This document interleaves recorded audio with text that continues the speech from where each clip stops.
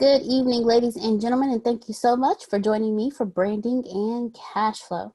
This evening, we are going to be talking about, are you a brand or are you a commodity? A brand is, when you're doing branding, you're differentiating yourself as a product or a company from others. As a commodity is a type of product manufactured by a particular company under a particular name. For example, when you go into a store, you walk into the dairy section. There are different brands there, but milk is a commodity. We have a tendency to just grab commodities because they're in abundance. There's so much of them. But when it comes to a certain type of cereal that you eat, or when it comes to a certain type of coffee that you drink, or a certain type of medicine that you purchase, we go by brand names. So my question to you is, are you a brand or are you a commodity? In my research, one of the things that stuck out to me is a definition of marketing that I heard. It said, marketing is building a brand in the mind of the customer. Marketing is building a brand in the mind of a customer. So as you're marketing, what does your customer see when they see you? Just like we've used the example before, Nike. What does a customer see when they think Nike? What does a customer see when they think Adidas? What does a customer think when they see Kleenex? Do we think tissue or do we think Kleenex? Tylenol, do we think acetaminophen or do we think Tylenol? So marketing is building a brand in the mind of a customer. Now, most products are bought. They're not sold. And they're bought because of their brand. When you go into any type of store, your shoe stores are starting to do it now. It seems like all stores are turning into just big Walmarts. There's an abundance of a certain type of commodity that's available to you where you can just go in and grab it. But what makes the brand names get pulled before just picking a regular brand? One of the examples that I've heard that I really like is when it comes to coffee. There is no, what's the word I'm looking for? You have some people that they just walk into a corner store and grab coffee just to keep them awake or because they have a taste for coffee. But then you have some people that go to the same corner store every morning because that's the only corner store that sells community coffee. They're going for the brand, not because it's the closest corner store that sells the coffee. Not because it's the only corner store that sells coffee, but they go because it's a specific brand. So my question to you is, are you a brand or are you a commodity? Now, again, branding is differentiating your product or company from others. So how do you differentiate yourself? In your market, how do you differentiate yourself from others?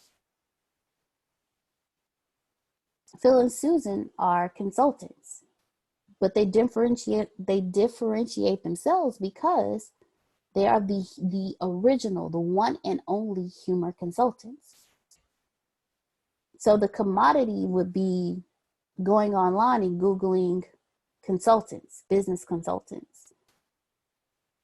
But the brand, humor consultants, when someone goes online and they're looking for a consultant and they purposely type in humor consultants, they're searching for the brand. So has your marketing branded you to a point where when people go online, they're looking for you and you only? Have you built your brand in the mind of your customers to a point where when they go online, they go to search for you? When they log into their social media, they're looking to see what's next up for you. Nothing happens until someone brands something. And the selling is in the brand. There's no more people going out to sell things. There's people searching for a brand and then purchasing.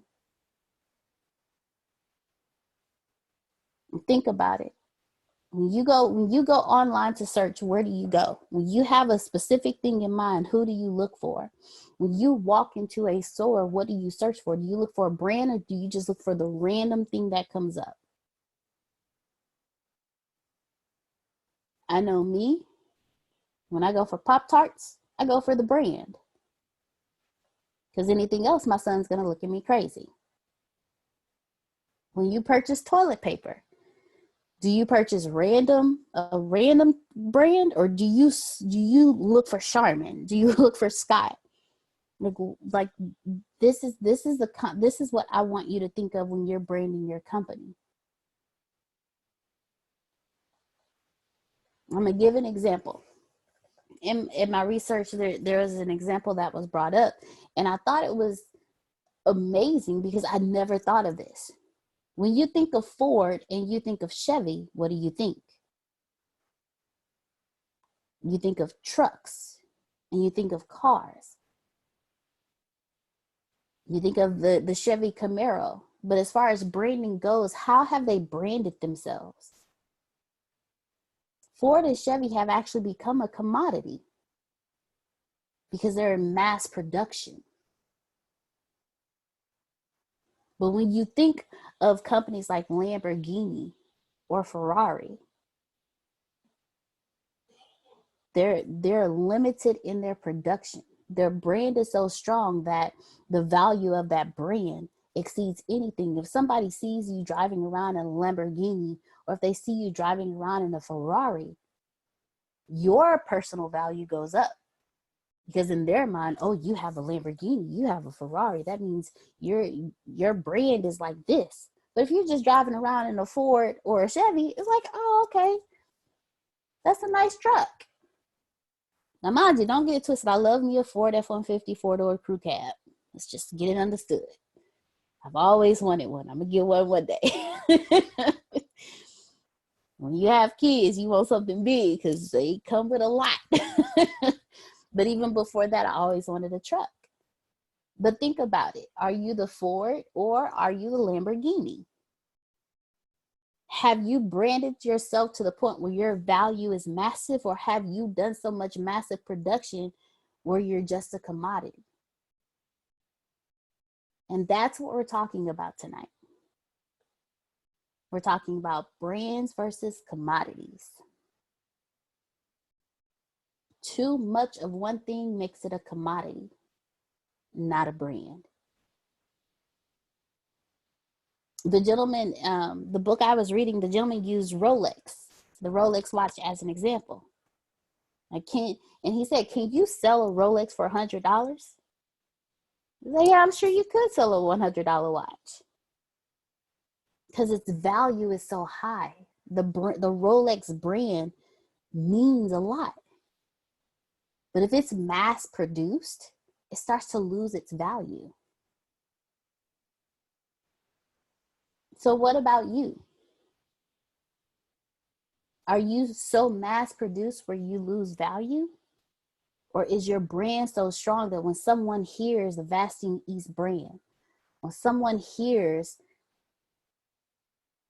your brand, when they hear Human Consultants, when they hear Lady Maya, is the brand so strong to where the value is so high because you're not so mass produced?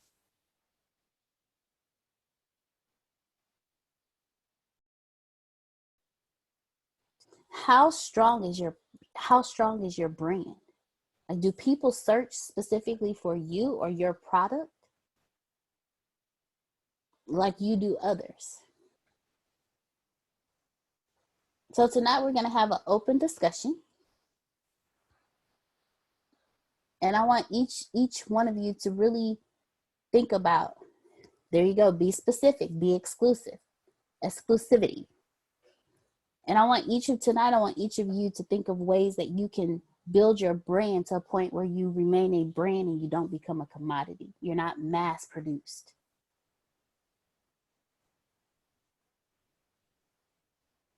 And again, I'll use humor consultants. Consulting is a commodity, but the brand of humor consultants, who else do you know that does what Phil and Susan does? Who else do you know that has the compassion and the caring that they have? Who else do you know that has the extensive history that they do in their market? There are consultants everywhere. But is there a Phil and Susan everywhere?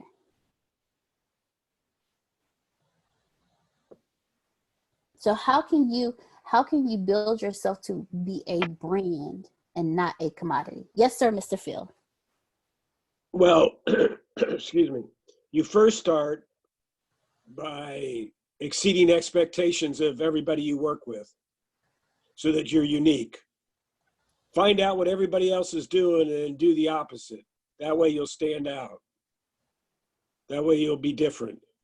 And then everything from handouts. Again, I have not given a speech, no matter what it was, without having a handout which has our logo on it, which is our brand, which they take home with them. I had a van where I had humor consultants on all four sides. I even had humor consultants on the roof because I read in one of Harvey Mackay's books to put your logo on the roof of your trucks, because how many people are second story and higher would look down and you're the only logo they'd see. So I literally had my logo at the top of my trucks, and that got me business. Every time you walk out of the house, you got that look that you're wanting to make. Because I can't tell you, thank you, I can't tell you how many times that I picked up business standing in the grocery store line. I just got off the phone a couple of days ago from a friend from IBM. I met him. They happened to put me next to him on the plane. Ended up doing a bunch of business with IBM. So, make sure your brand is consistent to what you are. And then there's subsets of brands. Like, for instance, there's fruits and vegetables. That's a commodity. But there's organic fruits and vegetables. But that's a subset of a commodity. Now, is it a brand? Sort of. Organic fruits and vegetables is sort of a brand, but there's no dull organic fruits and vegetables, a specific one. So that's some of the ideas, but the best way is be really good at what you do so that you under promise and over deliver. And the client is so thrilled about what you brought to the table that they want to do more business with you, and then they want to recommend you to other people.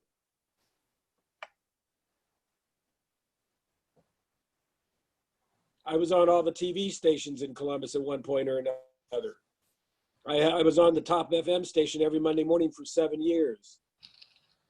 And that's because I went to a trade show and they had a booth at a trade show, and I started talking to the DJ because he was new in town and he wanted to create what he called community radio. And I happened to just fit right in. Really make a commitment that you're going to make a difference whenever you're doing anything, and people will remember you and want more from you because you helped them out one time. So if you get to know them a little bit better, then who knows, you could probably help them out even more. Definitely. Thank you so much, Mr. Phil. Thank you very much. When you think of a brand, what stands out with that brand? Just like Phil said, he had a sign on the top of his van. I would have never, that's something new. I wouldn't have thought of that. Because anyone who is 2 or 3 stories up, when they look down, they see you. Over deliver. If your brand is always over delivering, you stand out. You differentiate yourself from the others. Again, it's just like a Ford and a Lamborghini. You see trucks everywhere, but how often do you see a Lamborghini?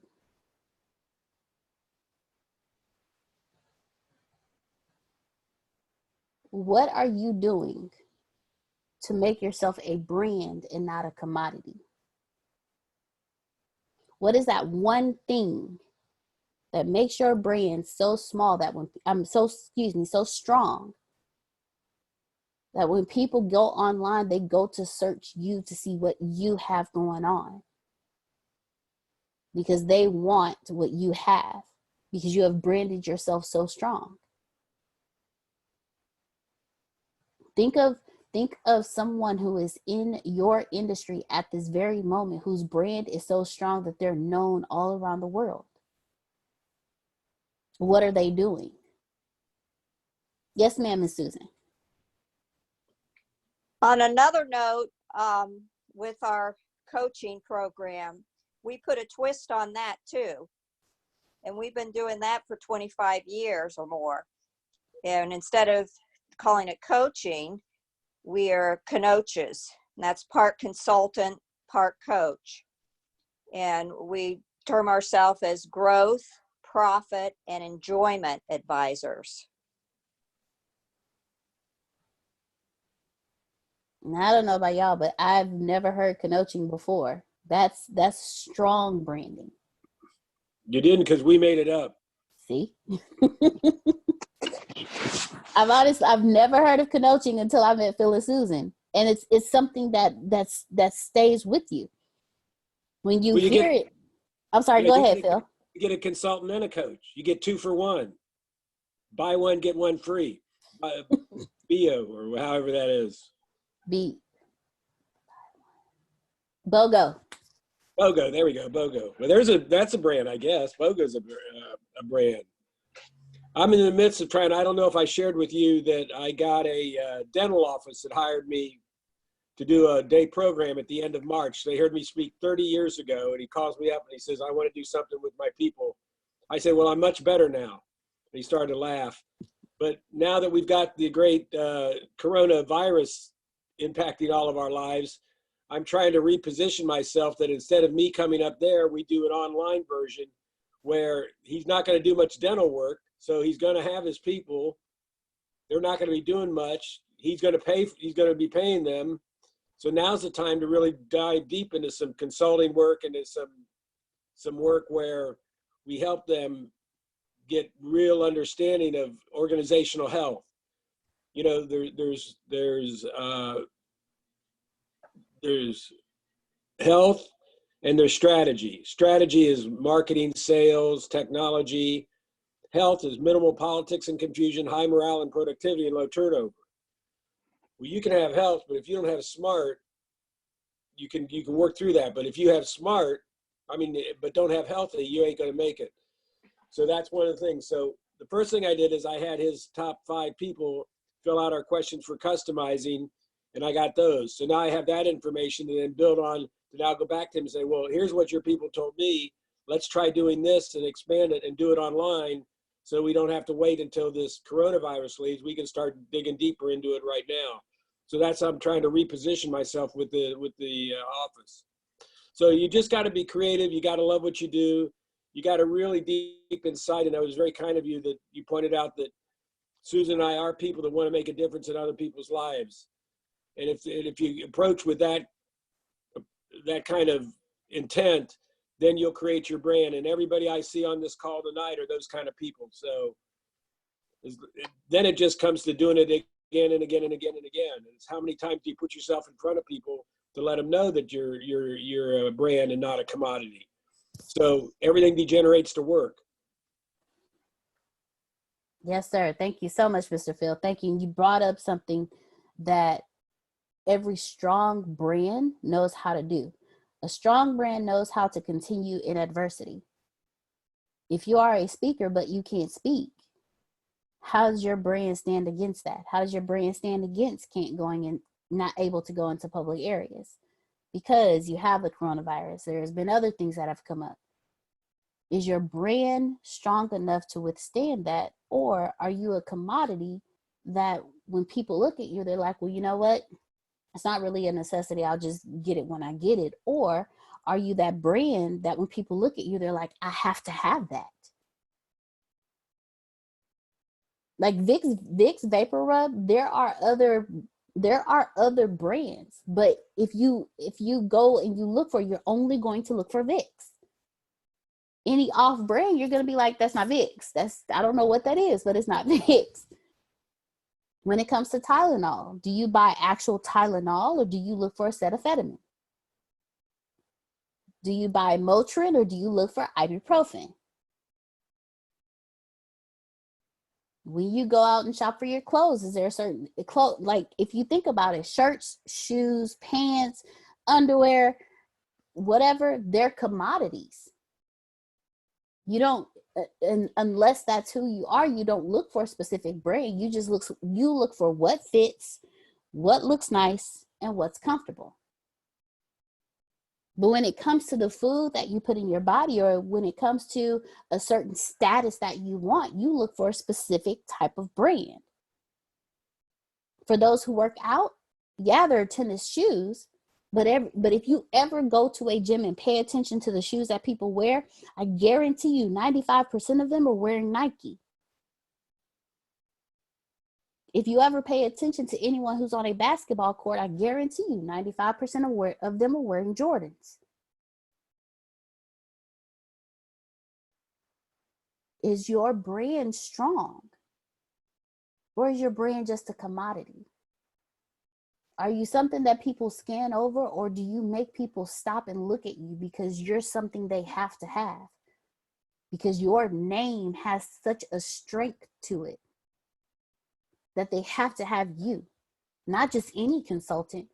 They have to have the connotus of humor consultants.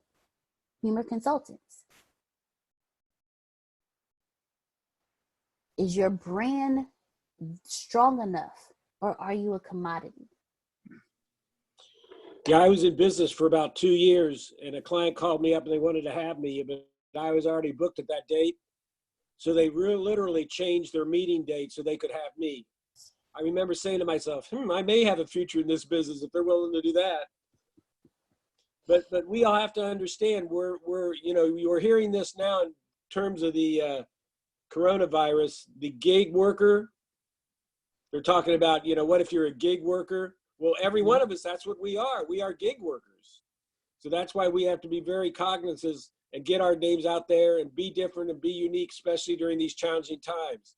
That's why we're going to cover how to enjoy being your best at the Bureau of Dominant Speakers in a little bit. That's what we're going to go over.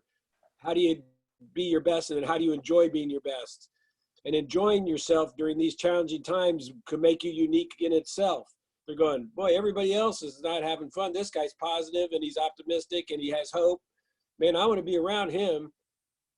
It's like the 2 shoe salesmen they send to Africa. One shoe salesman comes back and says, this is a terrible territory. Nobody wears any shoes. Second shoe salesman comes back and says, boy, this is a great territory. Nobody wears any shoes. It's all how you look at it. Definitely. Thank you, Mr. Phil. Now, there was something, positivity is extremely contagious. People are drawn to positivity. So every single, and I'm saying that for a reason, every single brand that you're attracted to, look at their average, look at their marketing. See, the thing with marketing today is marketing and branding are literally now one. If you are marketing, you are branding. If you are branding, you are marketing. Maya, every time you're on this call, what do you hear people say about you? They talk about your smile. They talk about your positivity. They talk about how it draws them in, how you're just this big ball of light and positivity.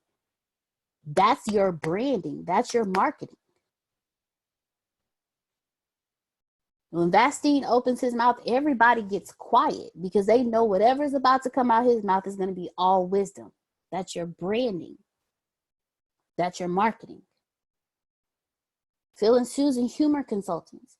And every time they open their mouths, they're only speaking positivity into you. They only want the best for you. That is their branding. That is their marketing.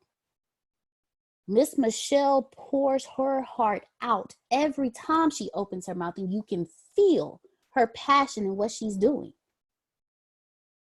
That's her branding. That's her marketing. None of you are commodities. All of you are brands. What you hear people say about you the most, that's what they see when they see you. In their minds, that's what they see. That's what they hear. That's what they feel. Wisdominator. That's your new name, Basti. The Wisdominator. That's new. That is definitely new. But what is it that your audience, that's it. That's also the importance of feedback. Your feedback is letting you know what your audience sees when they see you. Because that's how you're branding yourself. What can you do to make sure that your brand stays strong?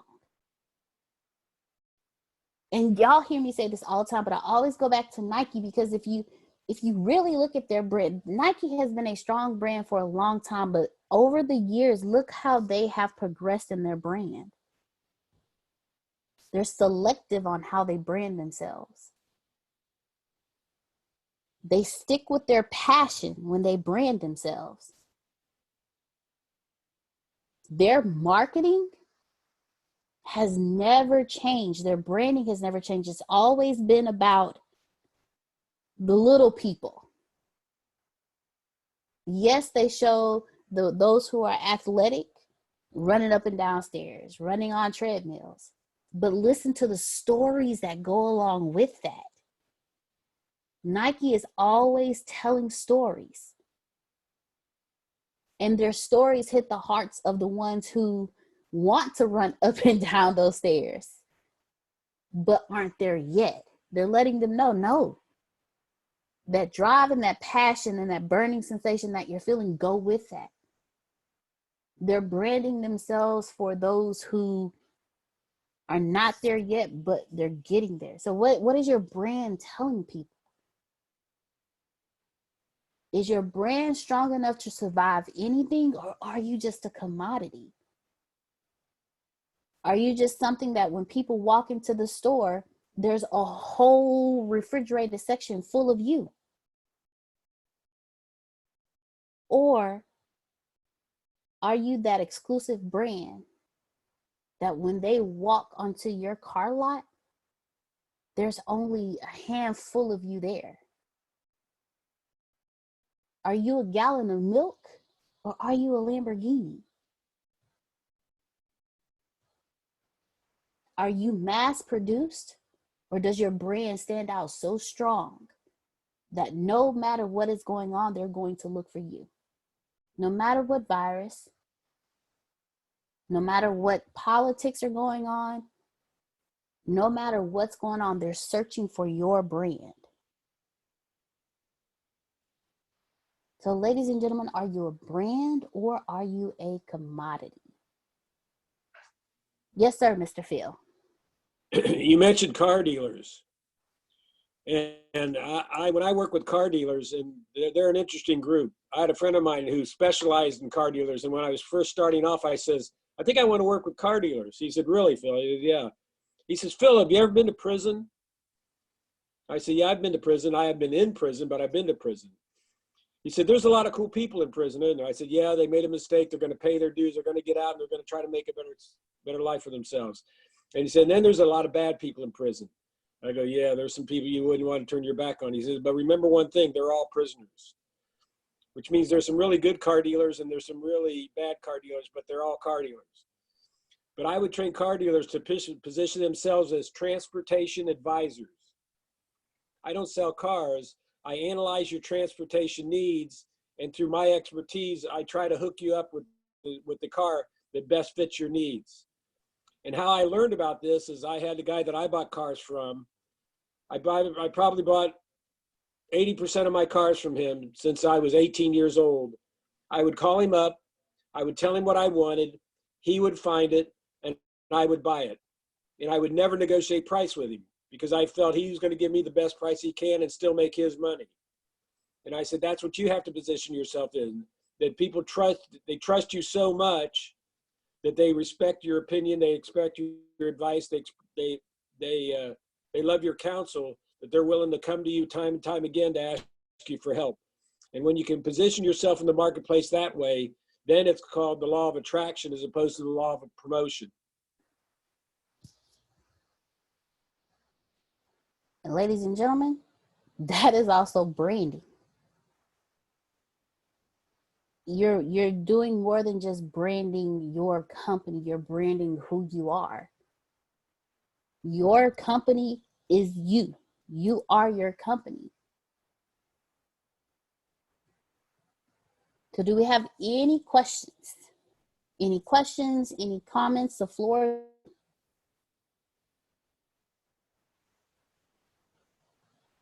Yes, ma'am. Hey, Miss Deanna. Hello, Hey. everyone. I guess Deanna, like, I have a question. Like, with trying to make myself more positive, I guess, in a way that kind of makes me different from everyone else to become that commodity, or just kind of really set my sights to differentiate myself from those that are doing what I'm doing. Mm-hmm. What would you, like, just off the top of your head, what do you think I can do to better brand? Stay you. Don't try to be better. Just be you. Because your brand, literally, your brand is you. You are your natural being brands you. And then you're also taking it further, and you're doing the conferences online as well. Continue to do that. Being who you are, just like Phil and Susan said, when you genuinely care for someone, when you genuinely want to see others succeed, when you genuinely want to see others heal, that differentiates you off top. Because who you naturally are comes out. It's been said to you over and over again. You have your smile. When you smile, the whole screen lights up. That's part of your branding. That's part of your marketing. It makes you approachable. It differentiates you from others. So anything that comes to your heart, and there's a reason why I'm saying your heart and not your mind. Anything that comes to your heart, that's what you do, because that's what's going to differentiate you. So stay on your path. Your positivity is natural. So you don't have to try to be more positive. Just be who you are. And it will naturally ooze out of you. Okay, thank you. You're very welcome. I hope that answered your question. It does. Does anyone else have any questions or any comments?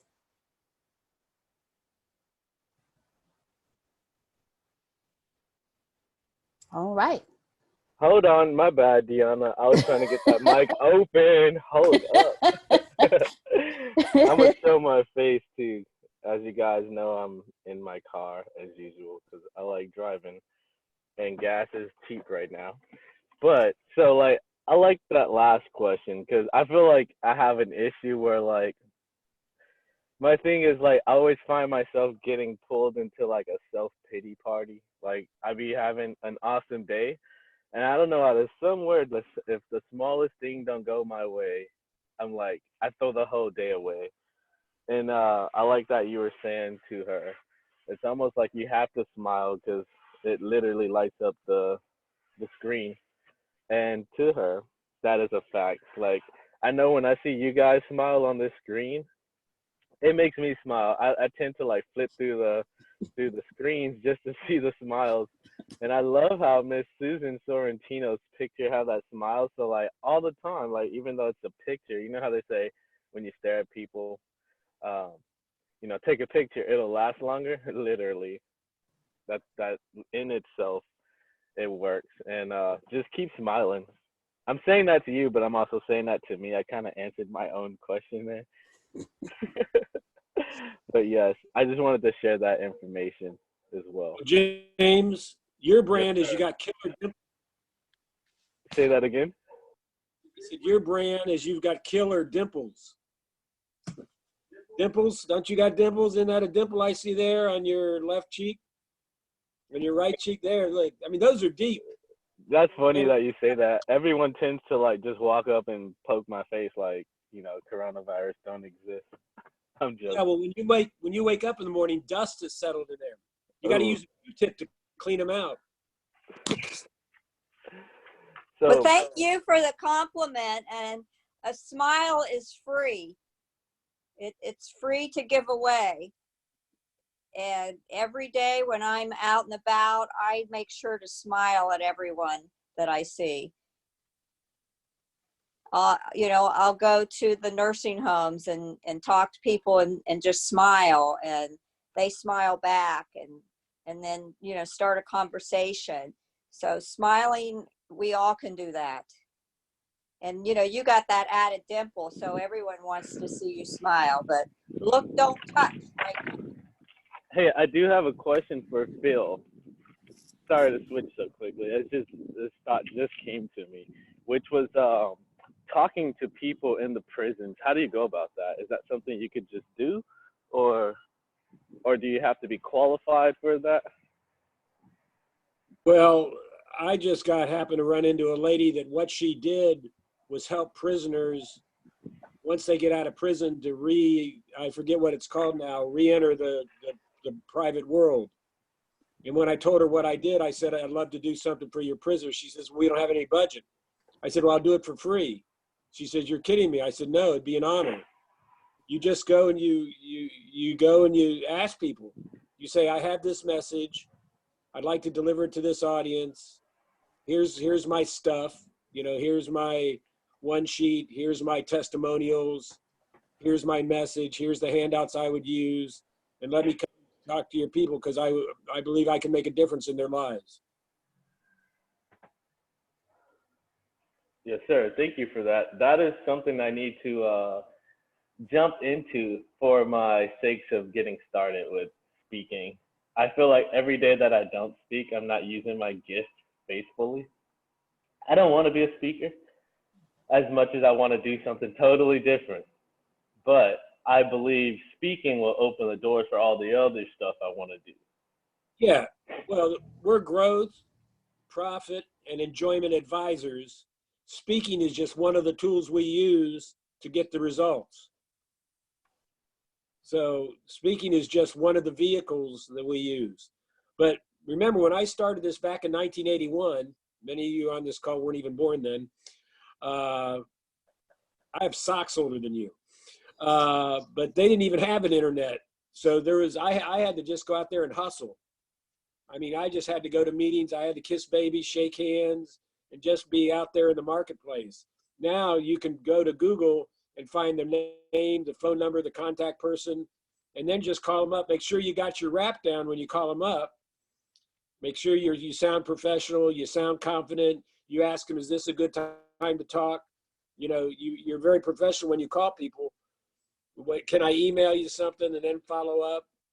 So, I mean, it takes work. It's not going to come just by sitting back and not doing anything. It takes going out there and kissing babies, shaking hands, and targeting who you want to be in front of.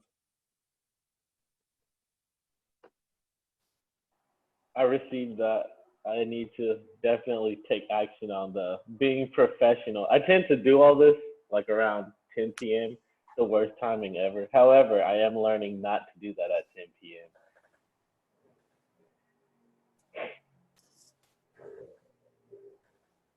Well, we all have I believe everybody has what I call call reluctance.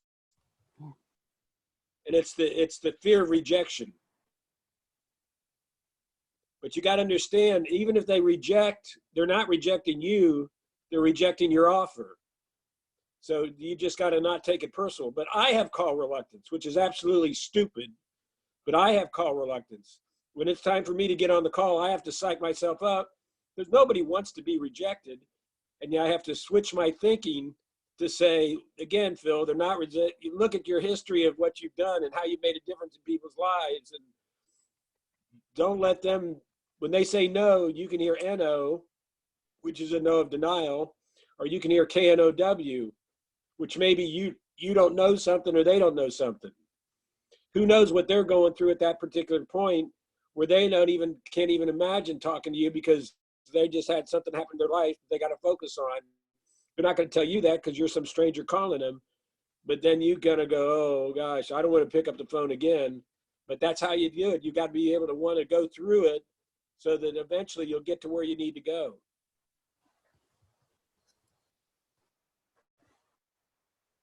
Awesome. Thank you so much, Mr. Phil. James, did you want to respond to that? I literally have to meditate on all of that. There's a lot of data that went in my head that needs to be processed. Thank you, Phil. And thank you, Miss Susan, as well. I'll talk slower next time.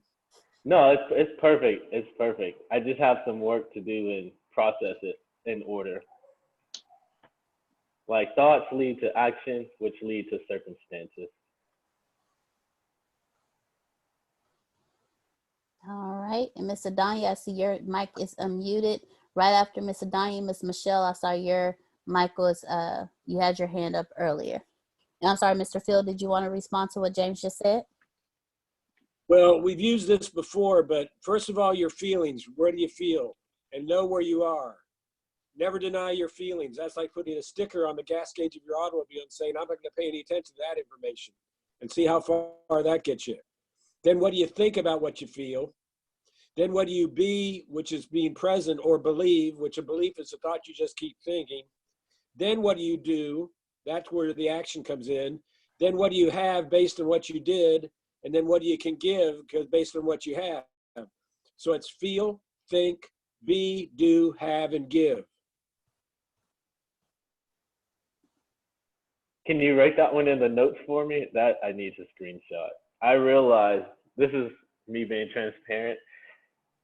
All my life, I tend to not acknowledge how I feel, and the way I handle it is by either sweeping it under the rug or handling it the most extreme way possible. Small example, like earlier I was saying, if the smallest detail in the day don't go right, I throw the whole day away and start over the next day versus keeping what's good, deciphering the bad, and then continuing on. So that, what you just said about the emotional part, I would like that information. Yeah, check out the emotional guidance scale. It's by Esther and Jerry Hicks. It's a 22-point scale that you know where you find out where am I on that 20, like if I'm at 16, which is discouragement.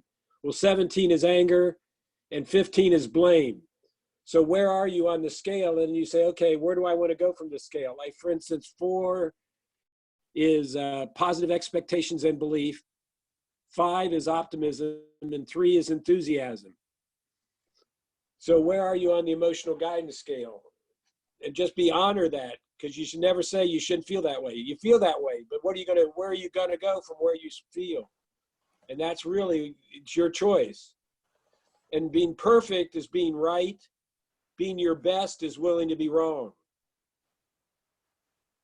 And that's why relieve yourself of the pressure to be perfect. It's a wasted time and energy.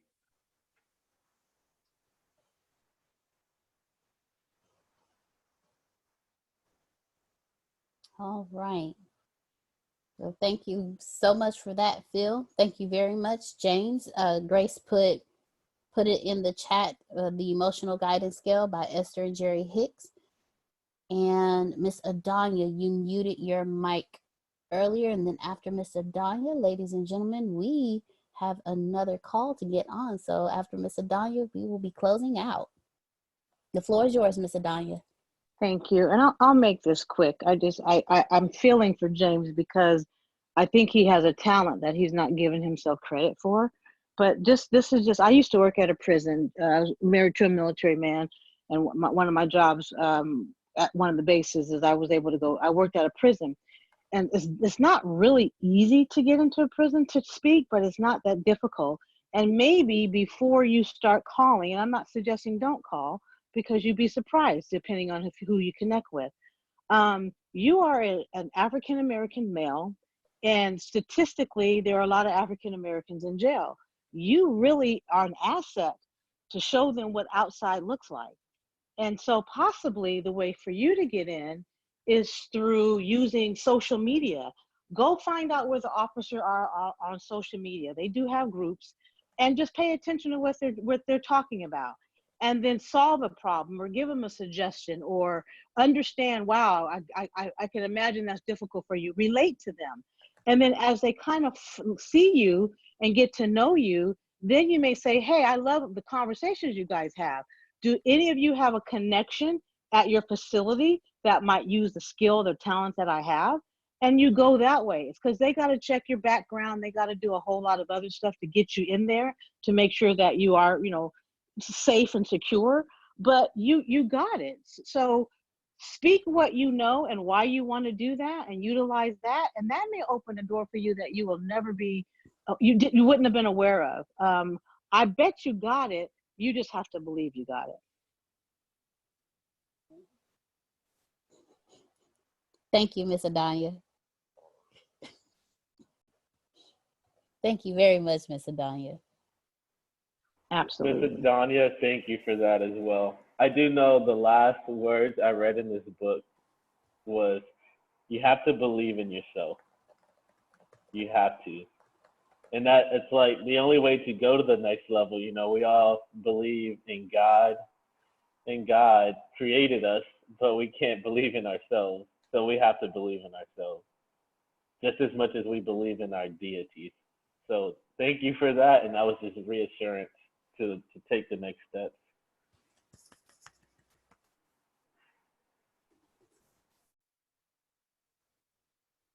All right, Miss Adanya, you're welcome to respond to James.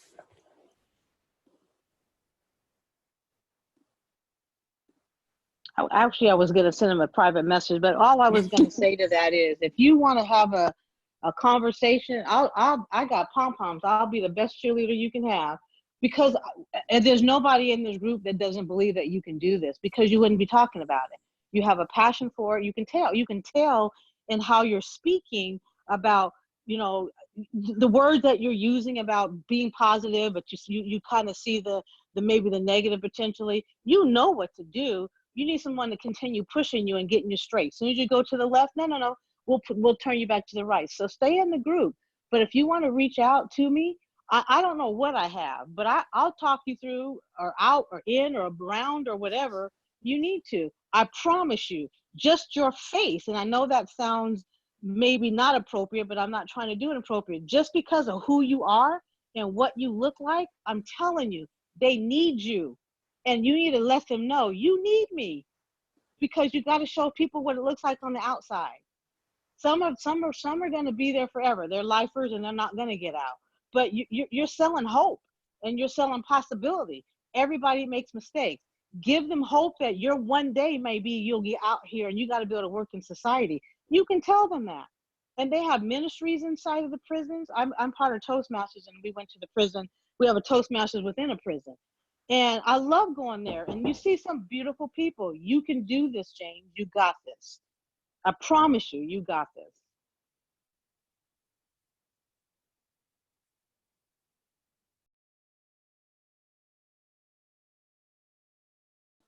All right. Thank you so much, Miss Adanya. James.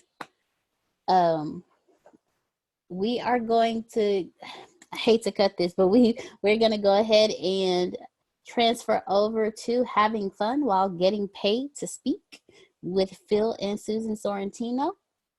So James, you should be receiving that information shortly, so you can join that training as well. So ladies and gentlemen, thank you so much. And remember, are you a brand or are you a commodity? Thank you so much for joining us this evening. In the words of our CEO, you can plant better, you can dominate. Good night, everyone. See you shortly.